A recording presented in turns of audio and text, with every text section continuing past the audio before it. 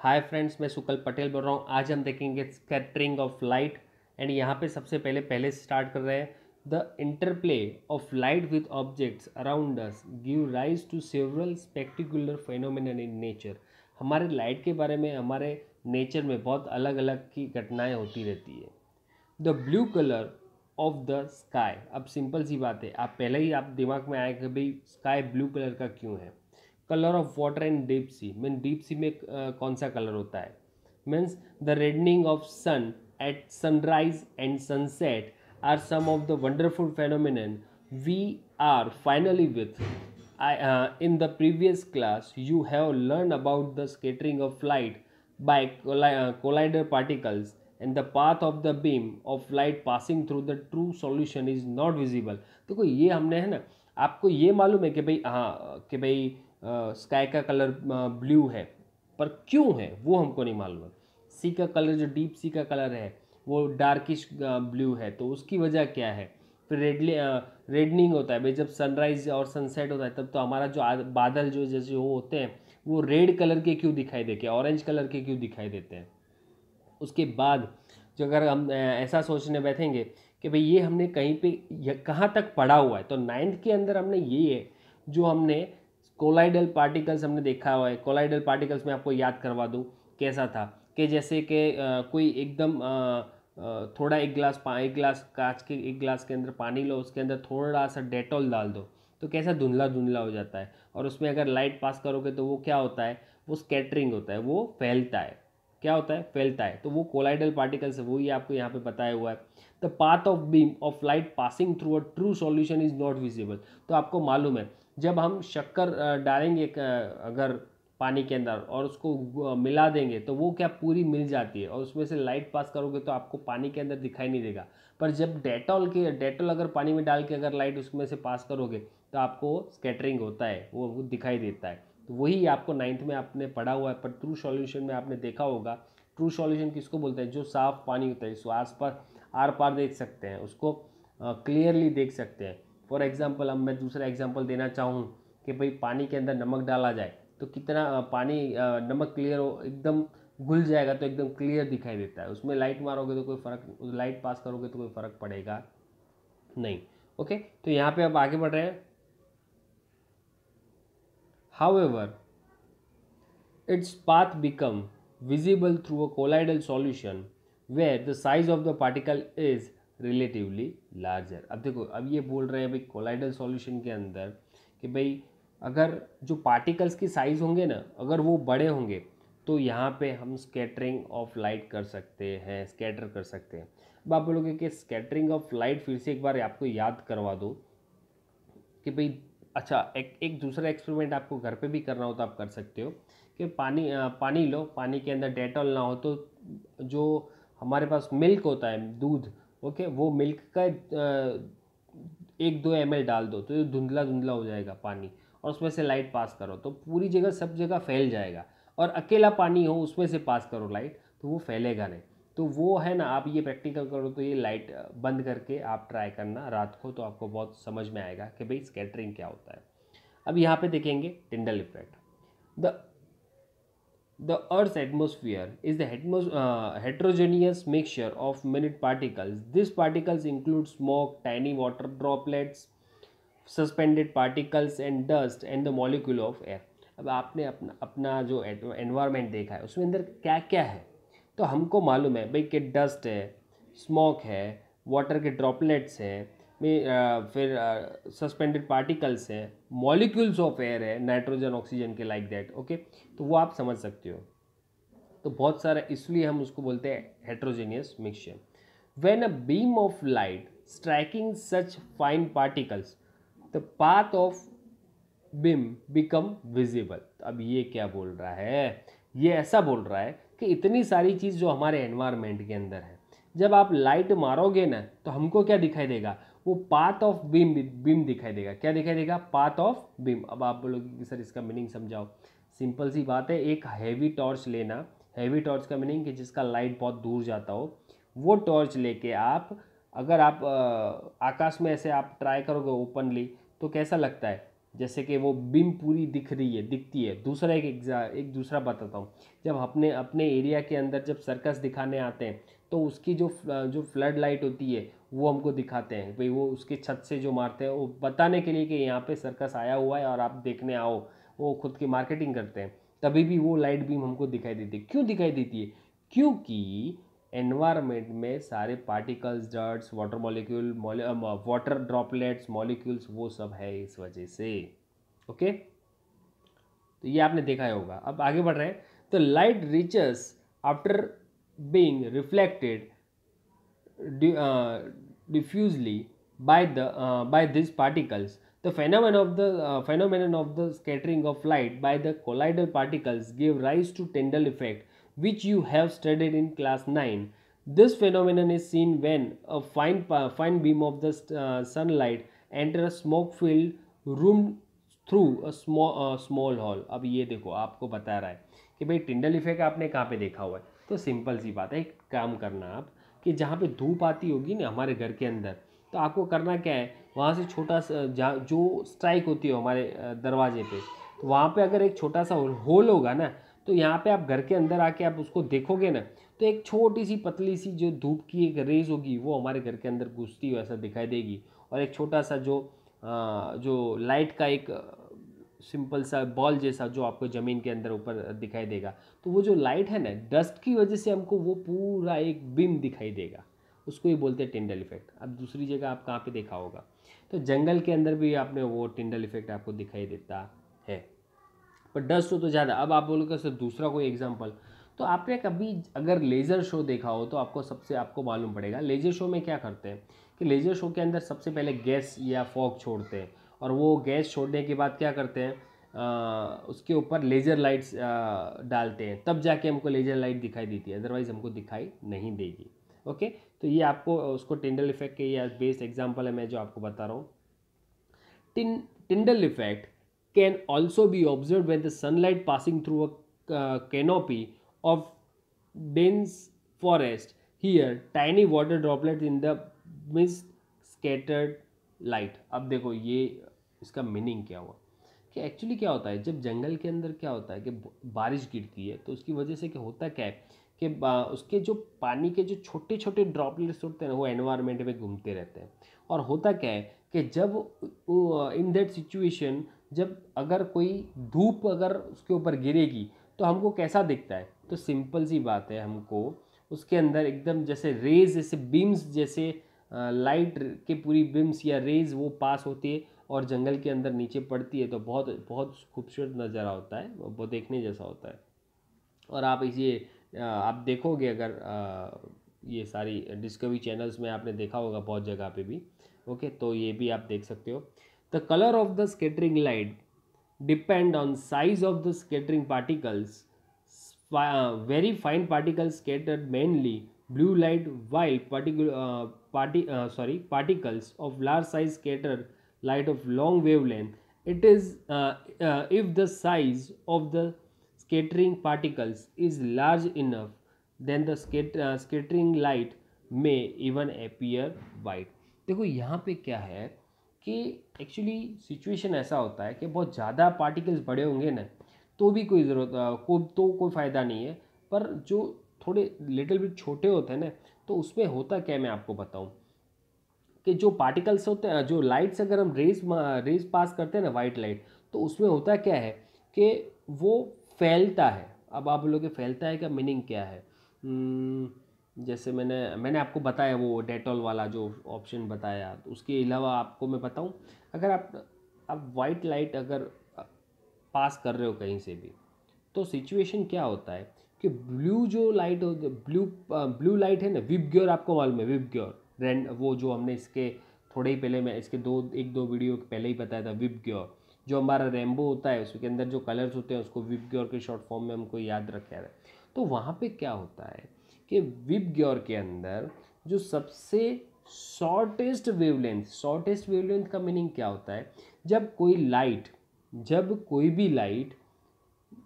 Light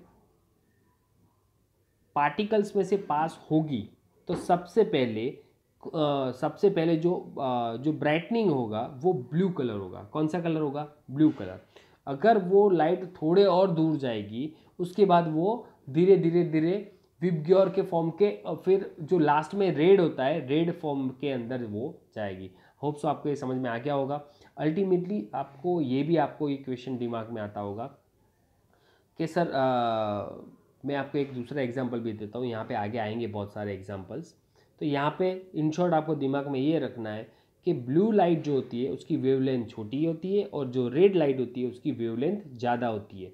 अगर एक red और एक ब्लू दो लाइट अगर हम साथ में लेके खड़े रहेंगे और पास करेंगे तो कौन सी लाइट सबसे ज़्यादा दूर तक जाएगी? तो ऑब्वियसली है रेड लाइट सबसे दूर तक जाएगी और ब्लू लाइट वो नज़दीक रहेगी। मैं ऐसा नहीं बोल रहा हूँ कि ब्लू लाइट वो थोड़ी कम, दोनों की फ्रीक्वेंसी अगर ज़्यादा सेम होगी ना फिर भी हम ऐसा बोल रहे हैं कि वो दूर तक कौन सी जाएगी? रेड जाएगी। ओके, ये आपको दिमाग में याद रखना है क्योंकि वेवलेंथ उसकी ज़्यादा है। चलो देख लें यहाँ पे, why is the colour of the clear sky blue. अब हमको कलर जो ब्लू जो होता है हमारा स्काई, उसकी वजह क्या है? तो मैं आपको, मेरे पास एक सेकंड, मेरे पास एक इमेज है, मैं आपको दिखाऊं। अरे भाई क्या हुआ? ये रहा। ओके, देखो यहाँ पे आपको एक चीज़ देखने को मिलेगी कि यहाँ पे कोई इंसान यहाँ पे खड़ा हुआ है, ये अर्थ के ऊपर खड़ा हुआ है। तो सिचुएशन क्या होता है मैं आपको दिखा रहा हूँ। सन में से वाइट लाइट आ रही है। अब ये हमारा एटमॉस्फेयर है, यहाँ से लेके यहाँ तक का बीच वाला ये सब हमारा एटमॉस्फेयर है। अब सिचुएशन ऐसा होता है जब भी कोई लाइट पास होती है ऊपर से और ये सन लाइट यहाँ से पास हुई वाइट कलर की और यहाँ पे अंदर आती है, तो सिचुएशन क्या होता है? अंदर यहाँ बहुत सारे पार्टिकल्स होते हैं, वाटर ड्रॉपलेट, डस्ट, फिर मॉलिक्यूल्स, ये सब सारे जो पार्टिकल्स होते हैं उसके साथ स्ट्राइक होता है। स्ट्राइक मीन्स टकराना। तो ये लाइट जब यहाँ पे आके टकराएगी तो होता क्या है? सबसे पहले ब्लू जो लाइट होती है ना वो यहाँ पे स्कैटर्ड होती है। कौन सी लाइट स्कैटर्ड होती है? ब्लू कलर की। अब आप बोलोगे कि क्यों ब्लू कलर की होती है, रेड क्यों नहीं होती है? उसकी वजह ये है कि भाई ये ब्लू कलर की उसकी वेवलेंथ बहुत छोटी है। तो ये जगह देखो, आपको एक चीज़ आपको देखने को मिलेगा कि ये जो यहाँ से लेके यहाँ तक का जो डिस्टेंस है ना, यहाँ से लेके यहाँ तक का डिस्टेंस, फिर से एक बार ड्रॉ करके दिखा रहा हूँ कि यहाँ से लेके यहाँ तक का जो डिस्टेंस है, वो जो डिस्टेंस है ये जो हमारा यहाँ से लेके यहाँ तक का डिस्टेंस, वो बहुत कम है। और बहुत कम होता है इसलिए क्या वेवलेंथ जितना चाहिए उतना बड़ी नहीं बन सकती है। तो इतने वेवलेंथ में कौन सा कलर स्प्रेड होता है? तो ब्लू कलर का होता है। कितना होता है? ब्लू। अगर ये थोड़ी ज़्यादा होती तो सर एटमॉस्फेयर यहाँ से स्टार्ट होता तो और यहाँ तक होता तो यहाँ तक आते आते ये जो ब्लू कलर की लाइट है वो रेड कलर की हो जाती। तो कहने का मीनिंग ये है कि ये जो लेंथ है ना वो बहुत कम है, इस वजह से यहाँ पे हमारा जो कलर जो हमारा यहाँ पे स्कैटर्ड हो रहा है ना, ये यहाँ पे जो फैल रहा है ना वो फैल रहा है, ब्लू कलर फैल रहा है। ओके, अब मैं इसके आगे मेरे पास भी और एग्जांपल मैं आपको दिखाऊंगा कि वहाँ पे स्काई में भी अलग अलग कलर्स होते हैं और वो कहाँ कहाँ पे दिखाई देते हैं। ओके, ये देख लेंगे हम। चलो आगे बढ़ रहे हैं। The molecule of air and other fine particles in the atmosphere have size smaller than the wavelength of visible light. तो मैंने आपको वेवलेंथ के बारे में आपको बताया ऑलरेडी, यही बता रहा है। These are the more effective in the scattering light and shorter wavelength at the blue end then the lighter long wavelength at the red end. देखो मैंने बोला था ना कि भाई रेड का वेवलेंथ लंबा होता है और जो ब्लू कलर की लाइट होती है उसकी वेवलेंथ छोटी होती है। The red light has a wavelength about 1.8 times greater than blue light. देखो इसका मीनिंग क्या? मैंने बोला था ना, दो टॉर्च अगर लेके बैठे हो और उसको लाइटनिंग करोगे, चलाओगे, तो रेड लाइट है कितना ज़्यादा जाएगी? 1.8 टाइम ग्रेटर देन ब्लू। तो मीन्स 1.8 टाइम। तो हम अब बोल दें कि ब्रेक लाइट में रेड लाइट ही क्यों होती है, उसका मीनिंग समझ में आ गया होगा कि भाई ब्लू लाइट है वो ज़्यादा तक दूर तक नहीं जा सकती है, जब रेड लाइट होती है ज़्यादा दूर तक जा सकती है। तो अगर हमारे ब्रेक्स जो हमारी कार व्हीकल के जो ब्रेक्स होते हैं उसमें रेड लाइट उसी वजह से होती है कि भाई अगर ब्रेक लगाया हमने और दूर तक अगर हमको दिखाई देगी तो हम दूर से ही वो ब्रेक लगा सकते हैं कि भाई आगे वाले व्हीकल से पहले ही हम ब्रेक लगा सकते हैं।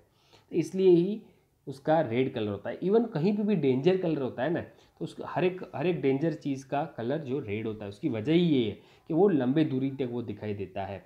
Thus, when the sunlight passing through the atmosphere, the fine particles in air scatter the blue color shorter wavelength more strongly than red। तो मैंने जो आपको डायग्राम में बताया कि भाई ब्लू क्यों था, क्योंकि वो बहुत शॉर्ट था, वो जगह बहुत छोटी थी, इसकी वजह से वो सबसे पहले क्या स्कैटर्ड हो रहा था, ब्लू लाइट हो रही थी। अब आप लोगों के सर उसके थोड़ा और ज़्यादा आगे जाते तो रेड हो जाता क्या? हाँ, रेड हो जाता। अगर उसको ज़्यादा एरिया मिलता तो रेड हो जाता। मेरे पास उसका एक प्रैक्टिकल है, मैं आपको दिखाऊंगा यही वीडियो में। The scattered blue light enters our eyes if the earth had no atmosphere there would not have been any scattered then the sky would have look dark. The sky appeared dark to passenger flying at very high altitude and scattering is not prominent at such height। अब देखो यहाँ पे क्या है, अब आपको ये थोड़ा अजीब सा लगेगा कि सर ये जो एटमॉस्फेयर है उसके ऊपर जो हमारे एस्ट्रोनॉट्स बोलते हैं, जो स्पेस में जाते हैं एस्ट्रोनॉट्स, उसको आकाश कैसे कलर का दिखाई देता होगा? यहाँ से तो हमको ब्लू दिखाई दे रहा है, पर उनको आकाश दिखाई देगा ब्लैक। अब आप बोलोगे कि सर क्यों ब्लैक दिखाई देगा? क्योंकि वहाँ पे तो जो पार्टिकल्स और डस्ट तो वो है ही नहीं स्पेस में। तो सिचुएशन क्या होगा, पार्टिकल्स, मॉलिक्यूल, डस्ट वो सब स्पेस में नहीं है, तो होगा क्या कि वो फैलेगा नहीं, स्कैटर नहीं होगा। जैसे एनवायरनमेंट में आके, जैसे नहीं बोला था स्कैटर, मैंने बोला था दूध जो डेटॉल पानी में डालने के बाद अगर टॉर्च मारेंगे तो स्कैटर्ड होता है। आप एक ये ट्राई करना, मैं पक्का बोलता हूँ आपको तुरंत समझ में आ जाएगा कि एक लाइट रात को है ना 9-10 बजे के आसपास रात को लाइट बंद कर दो, उसके अंदर सॉरी डेटॉल डालने के बाद लाइट बंद करके उसके ऊपर टॉर्च मारो तो फैलेगा ज़्यादा। और खाली पानी, सिर्फ पानी के ऊपर टॉर्च मारो, डेटॉल नहीं डाला होना चाहिए, तो आपको समझ में आ जाएगा ये तो लाइट तो उसमें से पास हो जाती है। और स्कैटर्ड की वजह से अब डेटॉल के अंदर डालोगे और होगा तो क्या, लाइट ज़्यादा फैलाएगी। ओके, तो ये आपको समझ में आ जाएगा। चलो आगे बढ़ रहे हैं। उसके बाद ये मैंने बता दिया भाई एस्ट्रोनॉट्स को क्या लगता है, स्पेस जो होता है मीन्स आकाश जो होता है वो ब्लैक दिखता है, और हमको क्यों ब्लू दिखता है? क्योंकि वो हम एनवायरनमेंट में है और एनवायरनमेंट में से वो स्कैटर्ड होते हैं लाइट, और उस वजह से हमको ये ब्लू दिखती है। You might have observe that the danger signal light are red in colour. Do you know why? The red is less scattered by the fog और smoke, therefore it can be seen in the some colour at the distance. Means ये ऐसा ही बोल रहा है कि fog और smoke में जो रेड कलर होता है वो ज़्यादा स्कैटर्ड नहीं होता है, इसकी वजह से क्या दूर से ही वो कार अगर ब्रेक मारेगी तो हमको दिख जाएगा। आगे बढ़ रहे हैं 11.6.3 colour of sun at sunrise and sunset. देखो सनराइज और सनसेट होता है तो आपको देखने को मिलेगा सर वैसे तो आकाश तो ब्लू होता है, पर सनराइज और सनसेट होता है ना तब रेड के ऑरेंज जैसा दिखता है, वो क्यों है? देखो यहाँ पे आपको मजा आएगा। मेरे पास उसका डायग्राम है, कहाँ गया भाई, कहाँ गया बेटा, दिख जा, ये रहा, ये रहा। देखो यहाँ पे सिचुएशन क्या है, आप यहाँ सन है और यहाँ सन है, उसमें क्या डिफरेंट है? देखो यहाँ पे कोई बंदा खड़ा हुआ है, आप देखो मैं यहाँ पे अर्थ के ऊपर खड़ा हूँ, पर यहाँ से अगर सनलाइट पास होगी तो यहाँ से एटमॉस्फेयर में यहाँ पे आके एग्जैक्टली यहाँ पे आके एंटर होगी, बरोबर। और सनलाइट यहाँ से कहाँ से एंटर हो रही है? यहाँ से एंटर हो रही है, यहाँ से वो एंटर हो रही है। तो कितना डिस्टेंस मिल रहा है उसको स्कैटर करने में? देखो अगर सीधा खड़ा है, सीधा जो सनलाइट ऊपर आ रहा है, सर के ऊपर से आ रहा है, तो उसमें उसको क्या मिल रहा है? बहुत छोटी सी जगह मिल रही है स्कैटर करने के लिए। और यहाँ पे कितनी जगह मिल रही है उसको स्कैटर करने के लिए? बहुत सारी जगह मिल रही है। देखो इसका लेंथ देखो आप, इतने से लेके यहाँ तक है और इसका लेंथ छोटा सा है, तो स्कैटर्ड किस में सबसे ज़्यादा होगा? तो सिंपल सी बात है, ये जो है हमारा, ये लेंथ हमारे अर्थ से वो थोड़ा एटमॉस्फेयर में ज़्यादा रहेगा और ये एटमॉस्फेयर में कम रहेगा। तो सिचुएशन क्या होगा कि यहाँ से अगर हम, या सन अगर ऊपर है तो हमको जो आकाश है ये कैसा दिखाई देगा? ब्लू दिखाई देगा। कैसा दिखाई देगा? ब्लू दिखाई देगा। पर जब अगर सन सेट हो रहा हो, मैं यहाँ पे खड़ा हूँ और सन सेट हो रहा है या सन राइज हो रहा है, तो यहाँ से ये जो, अगर आप यहाँ पे इसको सन को देखोगे ना, तो जो हमारे बादल, हमारा जो आकाश होता है, ये सब जो उसके सब चीज़ जो दिखाई देंगे वो रेडिश दिखाई देंगे। क्यों रेडिश दिखाई देंगे? क्योंकि यहाँ से लेके यहाँ तक का डिस्टेंस बहुत ज़्यादा हो गया और इसकी वजह से वो रेड वेवलेंथ बन जाता है, इससे यहाँ से लेके यहाँ तक। देखो सॉरी यहाँ तक का, तो देखो ये जगह कितनी ज़्यादा हो गई, और यहाँ पे कितनी जगह है आप देखो, यहाँ पे तो सिर्फ इतनी है। तो यहाँ से इसकी वजह से, और जब स्ट्राइक होता है ना ये देखो यहाँ से लाइट होकर यहाँ पे स्ट्राइक होगा, तो यहाँ से तो यहाँ तक आते आते ब्लू ही निकलता है, रेड तो निकलती नहीं है क्योंकि उसको जगह ही नहीं है। अगर जगह ज़्यादा होती है एटमॉस्फेयर का पूरा जो यहाँ पे ये एटमॉस्फेयर थोड़ा बड़ा होता है, ऐसा समझ लो कि एटमॉस्फेयर थोड़ा बड़ा है, ऐसा होता तो क्या होता, यहाँ से यहाँ तक तो ऊपर ऊपर तक तो ब्लू रहता, पर उसके नीचे आते आते ये रेड हो जाता। पर ये जो भाई कुदरत ने जो बनाया हो भाई उनकी मर्जी है बरोबर, और कुछ सोच के ही बनाया होगा कुदरत। चलो अभी हम जहाँ पे थे वहाँ पे पहुँच जाते हैं। चलो, have you seen the sky and the sun at sunset and sunrise, have you wondered as to why the sun and the surrounding sky appear red. Let us do an activity, understand the blue color of sky and the reddish appearance of the sun at the sunrise and sunset. देखो ये अब यहाँ पे एक practical बता रहा है। देखो ये प्रैक्टिकल है ना, आपको जल्दी समझ में आ जाएगा कि भाई नज़दीक होने से और दूर होने से क्या फ़र्क पड़ता है। देखो यहाँ पे है ना दो चीज़ यहाँ पे ली हुई, यह एक पहले तो टॉर्च है, मैं आपको पूरा एक प्रैक्टिकल समझा दे रहा हूँ। पहले ये एक टॉर्च है, टॉर्च मीन्स कोई लाइट, बाहर निकलती हुई लाइट के लिए कुछ तो चाहिएगा ना भाई। तो यहाँ पे मैंने एक लाइट टॉर्च समझ लो, यहाँ पे मैंने एक लेंस रखा हुआ है, और ये लेंस करता क्या है, ये लेंस यहाँ से जो लाइट निकलेगी ना उसको सीधे इस फॉर्म में जाने के लिए हेल्प करेगा, रेज को सीधे जाने के लिए हेल्प करेगा। ओके, तो अब क्या है कि ये लेंस तो समझ में आ गया आपको। अब यहाँ पे एक बिकर लिया हुआ है, ये क्या लिया हुआ है, बिकर। अब बिकर के अंदर मैं दो चीज़ डालूंगा, यहाँ पे आपको ऑलरेडी लिखा हुआ है सोडियम थायोसल्फेट, और दूसरा जो हमारा एसिड है वो सल्फ्यूरिक एसिड है। तो देखो सोडियम थायोसल्फेट कितना 200 ग्राम डालना है, 200 ml डालना है, ऐसा आप समझ सकते हो, 200 ग्राम डालना है। और यहाँ पे जो कॉन्सेंट्रेटेड सल्फ्यूरिक एसिड है कितना डालना है, 2 ml डालना है। अब इसका मिक्सचर जो यहाँ पे आएगा उसके बाद होगा क्या, ये लाइट यहाँ से पास होगी तो ये सॉल्यूशन के ऊपर गिरेगी। उसके बाद क्या होगा, यहाँ पे एक कार्डबोर्ड रखा हुआ है, उसके अंदर यहाँ पे छोटा सा होल किया हुआ है, और ये छोटे होल में से जो लाइट पास होगी यहाँ पे सीधी टकराएगी। वापस यहाँ पे एक लेंस है जो क्या काम करेगा, इसको ये सारी रेज को इकट्ठा करने का काम करेगा। तो ये हम ऐसा समझ सकते हैं कि ये हमारा जो हम नॉर्मली ऐसे सोच नहीं जाए कि भाई कैसा लेंस हो सकता है, तो ये हमारा कॉन्वेक्स लेंस हो सकता है। कॉन्वेक्स लेंस में क्या होता है, ये सारी लाइंस को इकट्ठी कर देंगे, रेस को इकट्ठी कर देते हैं। ओके, तो ये हमारा एक प्रैक्टिकल है। अब होगा क्या ये प्रैक्टिकल, ये तो मैंने आपको एक्सप्लेन किया। तो देखो ये एक्चुअली वो दिखता कैसा है हम देखते हैं। चलो इसका भी मैंने ये एक इमेज है हमारे पास, ये रहा। देखो अब ये इमेज में जो एग्जैक्टली जो है ना वही आपको यहाँ पे दिखाया हुआ है। यहाँ पे एक एक्स्ट्रा ब्रेकर लिखा हुआ रखा हुआ है, ये पानी जैसा कुछ है। और यहाँ पे जो हमने बोला सल्फ्यूरिक एसिड है, वो जो पार्टिकल्स यहाँ पे मैंने रखे हुए हैं, इसको ऐसा समझ लेना कि भाई एक्स्ट्रा एक यहाँ पे रखा हुआ है। अब है क्या, देखो मैं आपको दिखाऊँ। यहाँ से टॉर्च चालू किया, ये लेंस क्या करेगा, क्या ये रेस को सीधा ले जाने में ट्राई करेगा। ये ट्रू सॉल्यूशन है, इसमें से भी पास हो जाएगा। ट्रू सॉल्यूशन मीन्स अल्टीमेटली पास हो जाता है, उसमें से कुछ फ़र्क नहीं पड़ता है, ऐसा समझ लो आप। उसके बाद यहाँ पे एक जो जार बनाया हुआ है वन टाइप ऑफ, देखो होता क्या है, वो दोनों केमिकल मिक्स किया ना, उसकी वजह से यहाँ पे देखो पार्टिकल्स यहाँ पे जनरेट हो गए। और पार्टिकल्स जनरेट होने के बाद यहाँ से जो रेज आ रहे थे ना सारे, वो सारे यहाँ पे टकराए, और टकराने के बाद देखो यहाँ पे ब्लू कलर हो गया। देखो यहाँ पे क्या हो गया, ब्लू कलर। और वो थोड़े आगे जाओगे ना तो उसका जो ये जो जगह है यहाँ पे, वहाँ पे वो रेड कलर हो जाते हैं। तो एक ही ये जो हमारा ये T2 है, मीन्स ये जो एक बिकर है, उसके अंदर दो कलर देखने को मिलेंगे। ये तीन साइड होगी ना, 1 2 और 3, ये तीन साइड जो होगी ना वहाँ पे ब्लू कलर दिखाई देगा। और ये चौथी साइड जो अगर ये बिकर की जो होगी जार की, वो वहाँ पे हमको रेड कलर दिखाई देगा। अब देखो अब होता क्या है, यही रेड कलर यहाँ से पास होता है, वही रेड कलर ये हमारा जो लेंस है जो एक जगह पे सारे जो लेंस जो रेस को इकट्ठा करता है वो यहाँ पे इकट्ठा किया, और ये जो डॉट बनाया वो कैसा बना, रेड बना। तो हुआ क्या, यहाँ से डाला मैंने वाइट कलर का लाइट और हमको मिला रेड कलर का। क्यों, क्योंकि यहाँ से लेके यहाँ तक का डिस्टेंस बहुत बढ़ गया है।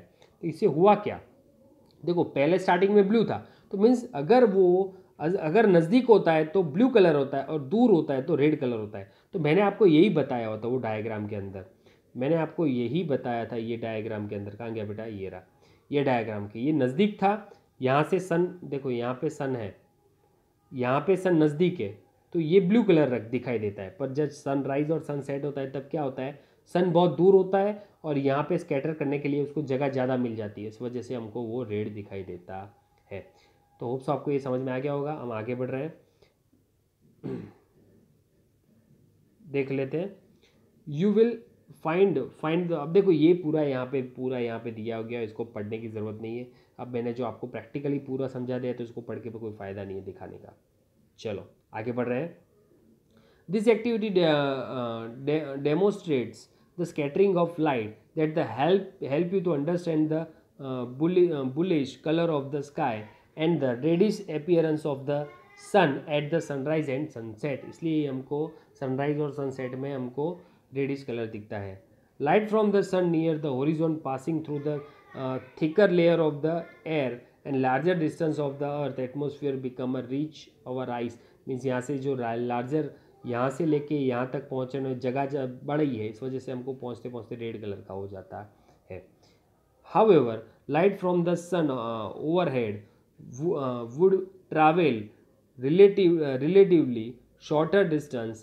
At noon, the sun appears white as only the little of the blue and violet color are scattered.